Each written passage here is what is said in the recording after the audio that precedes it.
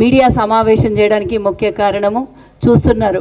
గత 10 ఏళ్ల రాష్ట్రాన్ని, హైదరాబాద్ని ముఖ్యంగా డ్రగ్ మాఫియాగా మార్చాలని చూసినటువంటి కేటీఆర్ బాటలో నడిచినటువంటి గత ఎమ్మెల్యే, తాండూరు మాజీ ఎమ్మెల్యే రోహిత్ రెడ్డి నిన్న అరెస్ట్ కావడం మనం చూసింది, అందరికీ తెలిసిందే. ఆయన విషయంలో తాండూరులో కనుక మొన్న ఒకవేళ అన్ఫార్చునేట్లీ ఆయన గెలిచింటే హైదరాబాద్ ఎట్లా డ్రగ్ మాఫియాగా మార్చిండో కేటీఆర్, తాండూరుని కూడా అదే విధంగా మార్చే పరిస్థితికి తీసుకొచ్చిండే. మేమే ఎన్నికలలో ప్రచారం చేసినప్పుడు ఇంటింటికి వెళ్ళినప్పుడు ఎంతోమంది యువకులు, నిరుద్యోగ యువత అందరూ కూడా ఎంతోమంది ఇళ్లలోకి వెళ్ళినప్పుడు మా పిల్లలందరూ అంటే గంజాయికి అలవాటు అయిపోయినరు, లేదా ఇంకో రకంగా వాళ్ళ ఉద్యోగం చేయకుండా ఈ డ్రగ్స్తోని కుటుంబాలను నాశనం చేస్తుండ్రు అని ఎంతోమంది మేము ప్రచారంలో ఇళ్లలోకి వెళ్ళినప్పుడు చెప్పినటువంటి విషయం. మరి శుద్ధపూస మాటలు చెప్పిండ్రు, పెద్ద పెద్ద మాటలు చెప్పిండ్రు. ఇప్పుడు నిన్న అరెస్ట్ అయిన తర్వాత ఏం చెప్తారో, తెలంగాణ ప్రజలకి ఏం సూచన ఇస్తున్నారో గత ప్రభుత్వము ఒక్కసారి ఆలోచన చేయాలి. కేటీఆర్ పెద్ద పెద్ద మాట్లాడతాడు. ఆ రోజు ఫామ్ హౌస్లో దొరికినప్పుడు ఒక ముచ్చట చెప్పిండ్రు, కడిగిన ముత్తెల్లాగా ఆ రోజు జరిగినటువంటి ఎన్నికలలో 6 మంది ఎమ్మెల్యేలని తీసుకొని వచ్చి 3 ఎమ్మెల్యేలు వాళ్ళు చాలా మంచోళ్ళు, బుద్ధిమంతులు, కడిగిన ముత్తెమని ఇంట్రడక్షన్ చేసిండు. ఇప్పుడు తాండూరులో అరెస్ట్ అయినటువంటి ఎమ్మెల్యేని మనకు తెలుసు, బెంగళూరులో జరిగినటువంటి ఎన్నో వ్యవహారాలలో కేటీఆర్తో పాటు రోహిత్ రెడ్డి ఉన్నాడని మేము గత్తల్లో డంకా బజాయించి చెప్పినాం. లేదు లేదు అని సెలబ్రిటీలు కూడా కొంతమంది ఉండే అందులో లేదు లేదు లేదు మేమేం లేము, చాలా మంచోళము అని చెప్పారు. మంచోళ్ళు అయితే అరెస్ట్ ఎందుకు అవుతున్నానో ఒకసారి చూడాలి. ఇది తాండూరు ప్రజలకి ఒక కనువిప్పు.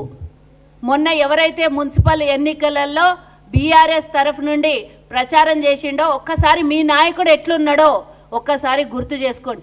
బయటకు వెళ్తే ఈరోజు మీ మొహము కనబడనట్ల సిగ్గుకు తల వంచుకునే విధంగా ఇంకేదన్నా చేసి ఉండొచ్చు, వ్యాపారాల్లో ఇంకేదన్నా మోసాలు చేసి ఉండొచ్చు, లేదా రాజకీయంగా ఇంకేదన్నా మోసం చేసి ఉండొచ్చు. అది పరిపాటి జరిగేటటువంటి తప్పులు.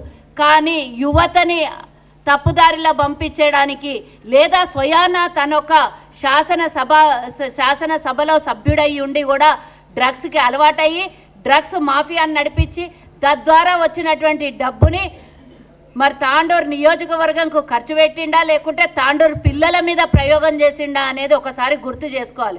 దుబాయ్లో కూడా దొరికినప్పుడు మీరు గుర్తుంచుకోవాలి. ఈ విషయం అందరికీ తెలియకపోవచ్చు, తాండూరు దుర్మార్గుని విషయాలు.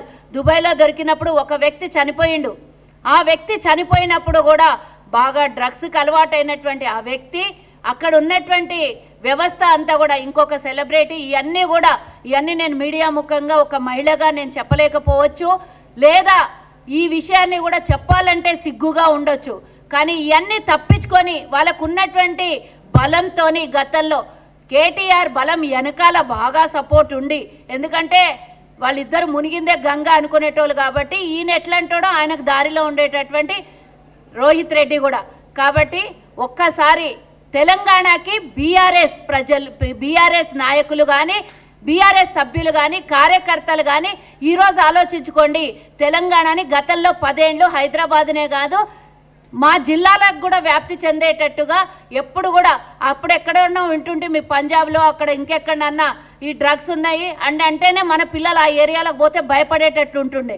కానీ మన ప్రభుత్వం ప్రజాపాలన వచ్చేంత వరకు కూడా హైదరాబాదుని ఏ విధంగా ఆడపిల్లలకి, చిన్న పిల్లలకు కూడా మానభంగం చేసి చంపినటువంటి రోజులు మనం గర్తల్లో గుర్తు చేసుకోవాలి. డ్రగ్స్ తీసుకొని 6 ఏళ్ల పిల్ల మీద మానభంగం జరిగింది, 9 నెలల పిల్ల మీద మానభంగం జరిగింది.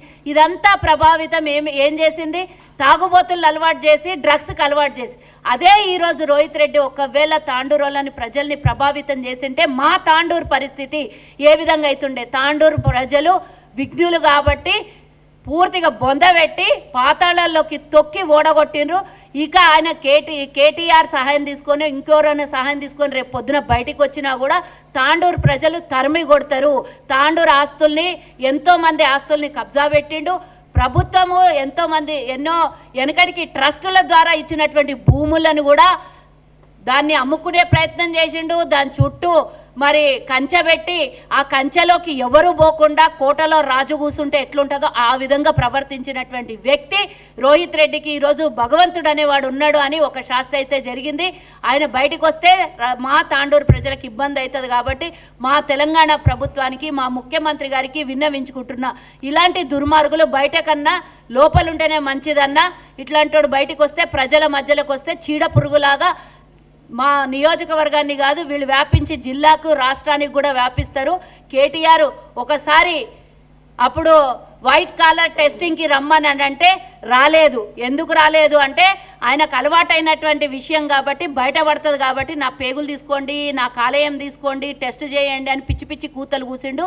ఇప్పుడు కూతలు కూయమని నేను చెప్తున్నా.